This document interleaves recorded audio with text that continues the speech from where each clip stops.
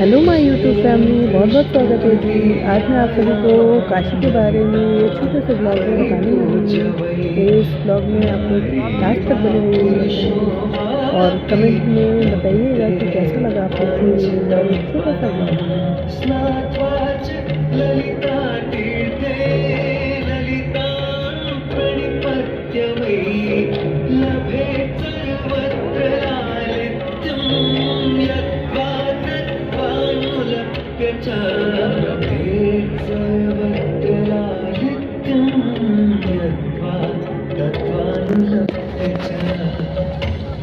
गंगा नदी के तट पर स्थित है ललिता तीर्थ,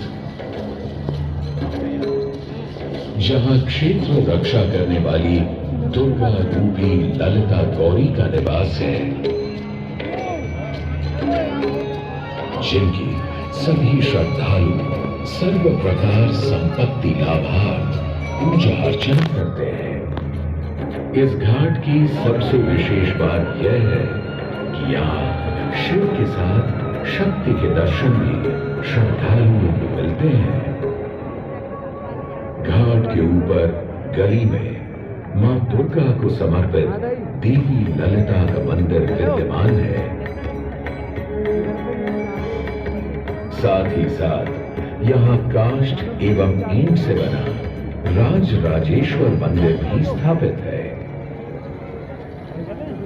भगवान शिव को समर्पित काशी में यह मंदिर नेपाल के पशुपति मंदिर का प्रतीक रूप है। वर्तमान में सुशोभित यह ललिता घाट पूर्व में 3 भागों में विभक्त था।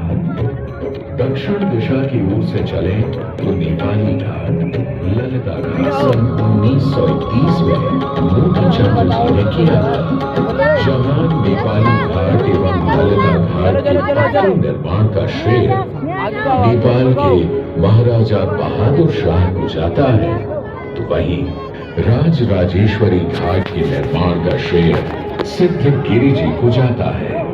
कालांतर में नेपाली एवं राज राजेश्वरी घाट ललिता घाट में ही समाहित हो गए। ऐसी मान्यता है कि अश्विन मास की कृष्णा तृतीया के दिन ललिता तीर्थ में स्नान कर देवी के दर्शन करने से श्रद्धालुओं की सभी मनोकामनाएं पूर्ण होती हैं।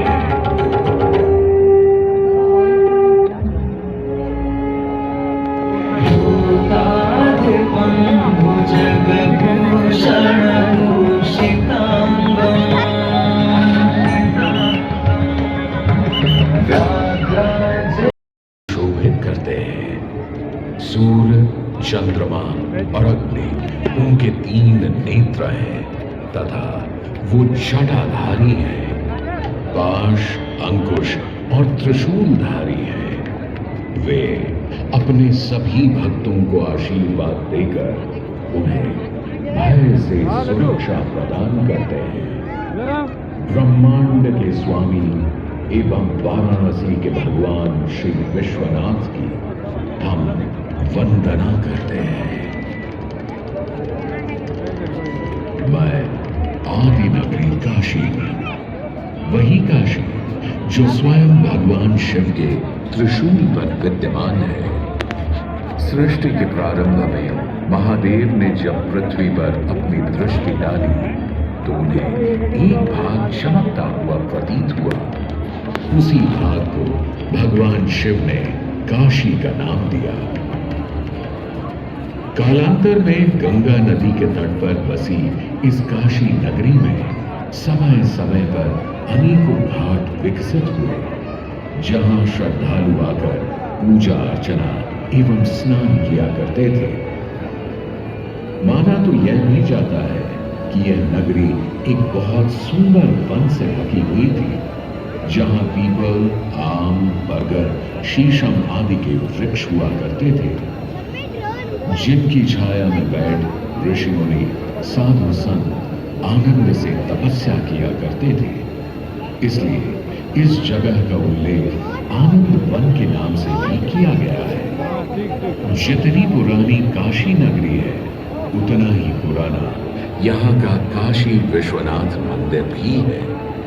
भगवान शिव को विश्वेश्वर, विश्वनाथ आदि नामों से भी संबोधित किया जाता है, जिनका अर्थ है संपूर्ण विश्व के स्वामी। किंवदंतियों की माने तो सृष्टि के आदि में जब भगवान शिव एवं मां पार्वती पृथ्वी का भ्रमण कर रहे थे, उन्हें यह स्थान बहुत प्रिय लगा। तब मां पार्वती को यहाँ कुछ समय रुकने की इच्छा हुई, तो भगवान शिव अपने लिंग रूप में यहीं स्थापित हो गए। तभी से 12 ज्योतिर्लिंगों में इस मंदिर को विश्वेश्वर मंदिर के नाम से भी जाना जाने लगा, जहां भगवान शिव और माता पार्वती सदैव वास करते हैं। सदियों से इस पवित्र नगरी ने अनेक ऋषि मुनियों, तपस्वियों, धर्म गुरुओं आदि को अपनी ओर आकर्षित किया है। आदि शंकराचार्य एवं मंडन मिश्र ने इसी मंदिर के प्रांगण में बहुत समय व्यतीत किया। समय बदला, दौर बदला। भारत के स्वर्णिम काल पर विदेशी आक्रांताओं की नजर पड़ी, जिसे वे लूटने एवं सनातन संस्कृति को नष्ट करने के उद्देश्य से यहाँ आए। जब प्रथम बार गौरी ने आक्रमण किया, तब पृथ्वीराज चौहान ने उसे बुरी तरह पराजित किया था। अंत में उसने क्षमा मांगी और वचन दिया कि ऐसी गलती दोबारा कभी नहीं होगी। अतः पृथ्वीराज चौहान ने उसे छोड़ दिया। संभवतः यह एक दुर्भाग्यपूर्ण निर्णय था, क्योंकि अंततः गौरी ने पृथ्वीराज चौहान को धोखे से हराया। तत्पश्चात उनके साथ बहुत बुरा व्यवहार किया तथा उनकी दोनों आंखें भी निकाल दी। पृथ्वीराज की मृत्यु के उपरांत हिंदुओं का मनोबल कमजोर पड़ गया, जिसके परिणाम स्वरूप आतताइयों ने अन्य मंदिरों के साथ साथ विश्वनाथ मंदिर को भी क्षति पहुंचाई। यह ऐसा काला दौर था जिसके स्मरण करने मात्र से आंखें नम पड़ जाती हैं।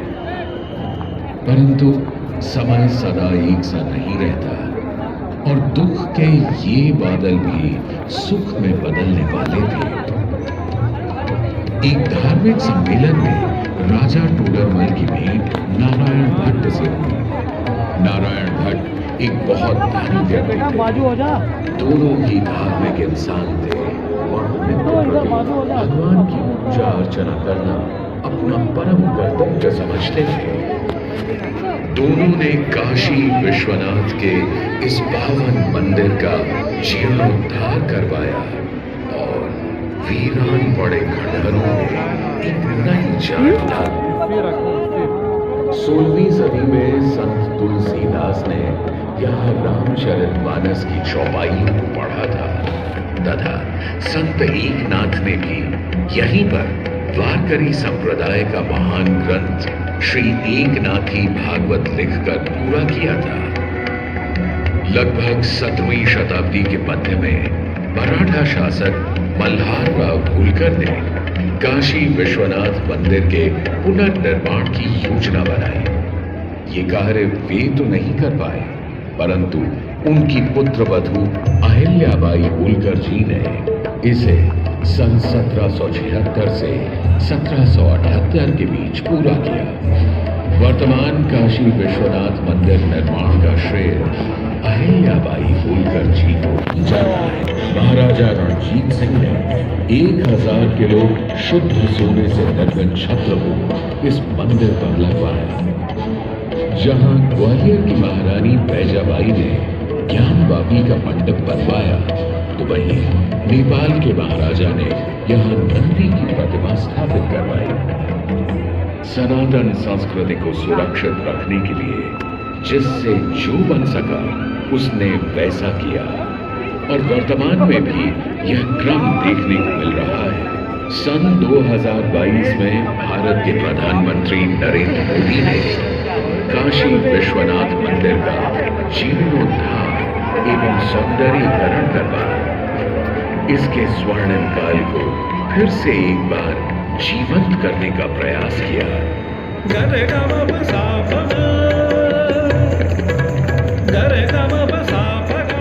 भगवान शिव को समर्पित काशी विश्वनाथ का यह पावन मंदिर सदियों से करोड़ों श्रद्धालुओं का प्रेरणा स्रोत रहा है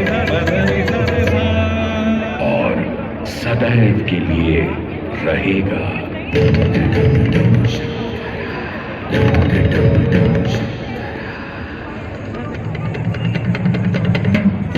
डम डम डमरू बाजे भोलेनाथ महेश्वरा। डमक डम डम डमरू बाजे भोलेनाथ महेश्वरा। त्रिभुज धनुष कमान साध त्रिनेत्र बाण को शंकरा। त्रिभुज धनुष कमान साध त्रिनेत्र बाण को शंकरा।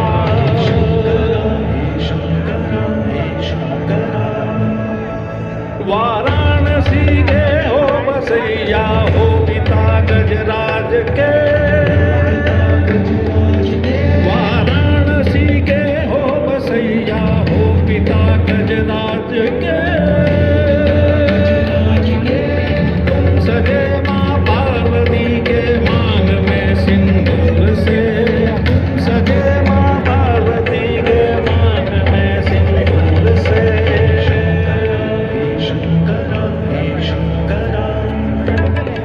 जटा के चुनरी लपेटे गंगा के समय वासते।